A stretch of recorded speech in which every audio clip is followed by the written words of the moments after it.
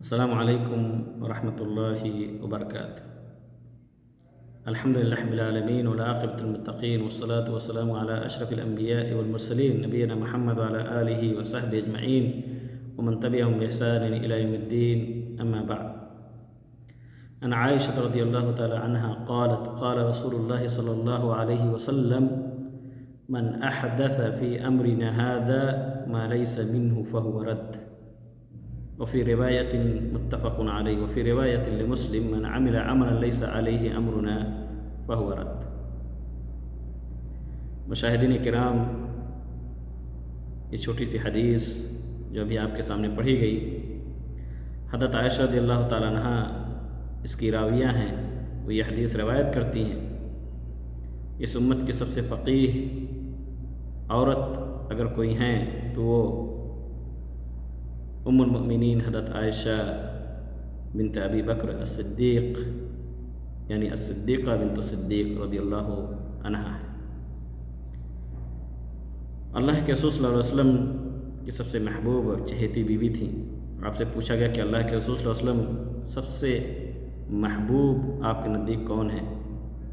صحیح بخاری اور مسلم کی حدیث ہے، حضرت عمرو بن عاص رضی اللہ تعالیٰ عنہ نے یہ سوال کیا تھا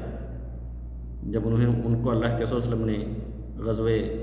سلاسل کے لیے بھیجا اور واپس آئے فتح حاصل کرنے کے بعد، تو انہوں نے نبی کریم صلی اللہ علیہ وسلم سے یہ سوال کیا کہ اللہ کے رسول صلی اللہ علیہ وسلم سب سے محبوب آپ کے نزدیک کون ہے؟ تو آپ نے فرمایا کہ عائشہ۔ تو انہوں نے کہا کہ نہیں، میں مردوں میں سے جاننا چاہتا ہوں کون ہے؟ تو اللہ کے رسول نے فرمایا کہ ابو بکر۔ پھر حضرت عمرو بن عاص رضی اللہ تعالیٰ عنہ خاموش ہو گئے۔ سوچا کہ میں نے اگر سوال کیا تو شاید اللہ کے رسول کسی اور کا بھی نام لے سکتے ہیں۔ المہم یہ حدیث حضرت عائشہ رضی اللہ تعالیٰ عنہ سے مروی ہے۔ امام زہری رحمۃ اللہ علیہ کہتے ہیں کہ اگر نبی کریم صلی اللہ علیہ وسلم کی تمام بیویوں اور دنیا کے اندر پائی جانے والی تمام مسلمان عورتوں کے علم کو جمع کیا جائے اور دوسری طرف حضرت عائشہ رضی اللہ تعالیٰ عنہ کا علم ہو، تو بھی ان ساری عورتوں کا علم حضرت عائشہ رضی اللہ تعالیٰ عنہ کے علم کے مساوی نہیں ہو سکتا۔ حضرت عائشہ رضی اللہ تعالیٰ عنہ کی فضیلت کے تعلق سے حضرت ابو موسیٰ اشعری رضی اللہ تعالیٰ عنہ کا قول بہت معروف اور مشہور ہے۔ کہتے ہیں کہ ہمیں جب بھی دین کے مسائل میں کہیں کوئی پریشانی ہوتی،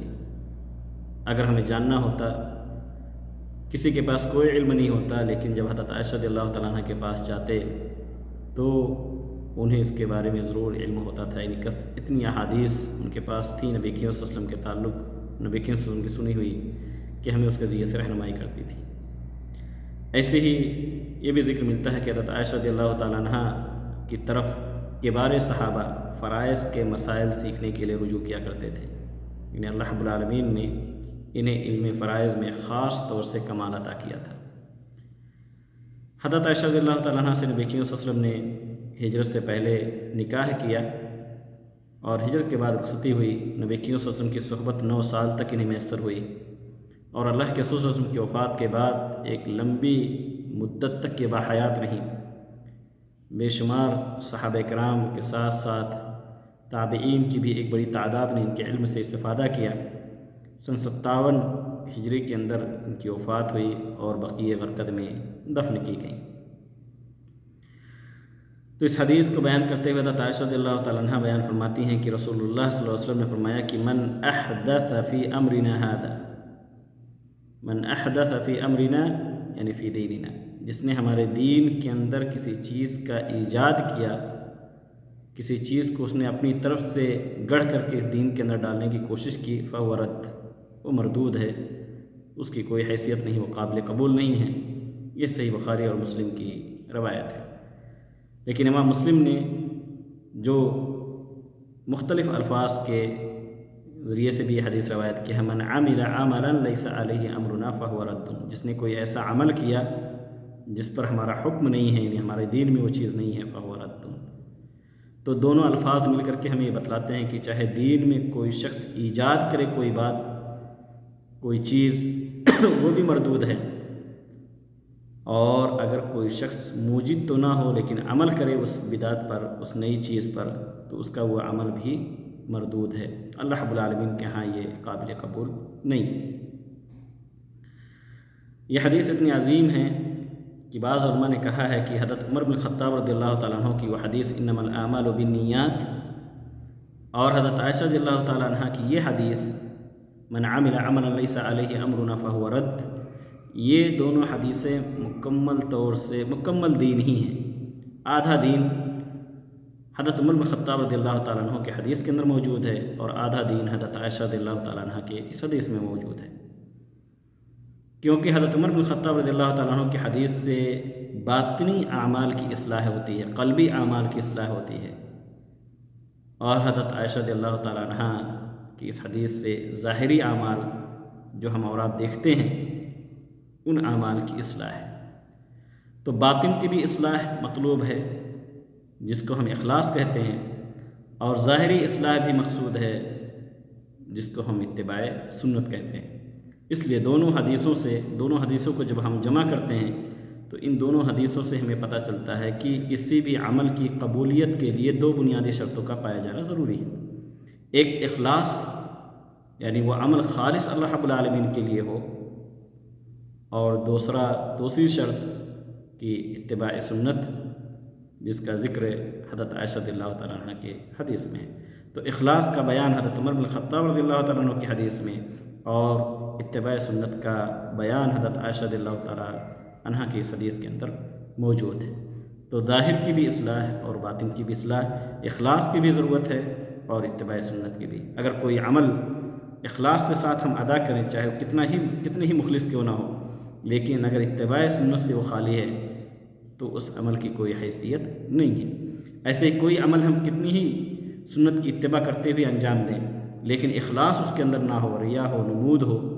تو پھر وہ عمل بھی اللہ کے ہاں قابل قبول نہیں ہے۔ تو کسی بھی عمل کی قبولیت کے لیے دونوں بنیادی شرطوں کا پایا جانا ضروری ہے، اخلاص بھی ہو اور متابعت بھی ہو، اور اسی پہ اکتفا کرنا چاہیے۔ ایک مسلمان کے لیے ضروری ہے کہ صرف اور صرف صحیح دین حاصل کر کے اپنے اعمال کو انہی دونوں حدیث کی روشنی میں انجام دینے کی کوشش کرے، لیکن جو شخص اس پر اکتفا نہیں کرتا، ایسے اعمال اختیار کرتے ہیں جس کا ثبوت ہمارے دین کے اندر نہیں ہے، تو اللہ رب العالمین کبھی بھی اس کو قبول نہیں کرے گا، اس کا وہ عمل اس کے چہرے پر مار دیا جائے گا، جس کو بدعت اور خرافات کہتے ہیں، دین میں نئی ایجاد ہے۔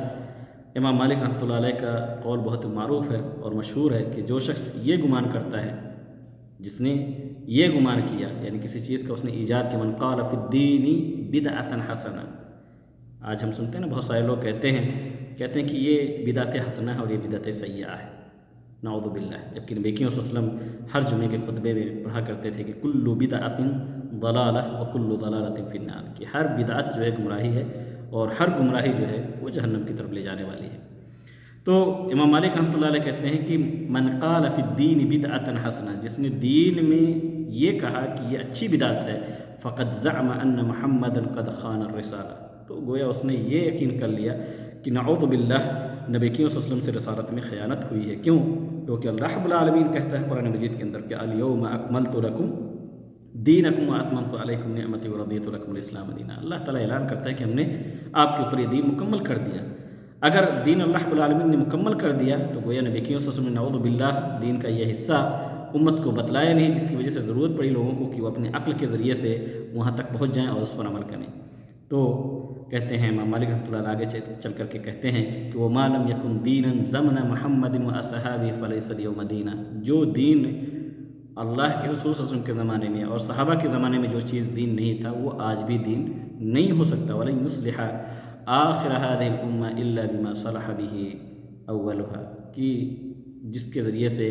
پہلی امت کی یعنی صحابہ تابعین تبع تابعین کے زمانے میں جس چیز کے ذریعے سے اصلاح ہوئی انہی چیزوں سے اصلاح ہے اس آخری دور میں پائے جانے والی امت کی بینی ہماری اور آپ کی بھی اصلاح کے لیے یہ کافی ہے۔ امام مالک رحمۃ اللہ نے اپنے دور میں کہا، اور آج ہمارے لیے کہ قیامت کے صبح تک کے لیے تمام امت کی، تمام مسلمانوں کی اصلاح صرف اور صرف اللہ اور اس کے رسول صلی اللہ علیہ وسلم کے طریقے پر چلنے سے ہو سکتی ہے۔ ایسے امام شافعی رحمۃ اللہ علیہ کہتے ہیں کہ جس نے کسی چیز کو بہتر قرار دیا جبکہ وہ دین میں نہیں ہے تو گویا اس نے شریعت سازی کیا، اس نے اپنی طرف سے گویا دین کو گڑھنے کی کوشش کیا، اور اللہ رب العالمین ایسے شخص کی اس چیز کو، اس عمل کو کبھی بھی قبول نہیں کرے گا جو کتاب و سنت کے مطابق نہ ہو۔ تو اللہ رب العالمین سے دعا کریں کہ اللہ رب العالمین ہمیں اس چھوٹی سی نہایت جامع مختصر جو نبی کریم صلی اللہ علیہ وسلم کے جوامع الکلم میں سے اس حدیث کو پڑھنے، اس پر سمجھنے اور اسی پر اکتفا کرنے کی اللہ تعالیٰ توفیق دے۔ ہمیں اپنے اعمال کی اصلاح باطنی طور پر بھی اور ظاہری طور پر بھی کرنے کی توفیق دے۔ جو بھی عمل کریں وہ عمل خالص اللہ رب العالمین کے لیے ہو اور نبی کریم صلی اللہ علیہ وسلم کی سنت کے مطابق ہو، اور اللہ تعالیٰ ان اعمال کو اپنی بارگاہ میں قبول فرمائے۔ اس کے عوض میں اللہ رب العالمین ہم سب کو اپنی رحمت کے ساتھ ساتھ جنت الفردوس میں جگہ دے۔ آمین وآخر دعوانا الحمد للہ رب العالمین۔ السلام علیکم ورحمۃ اللہ وبرکاتہ۔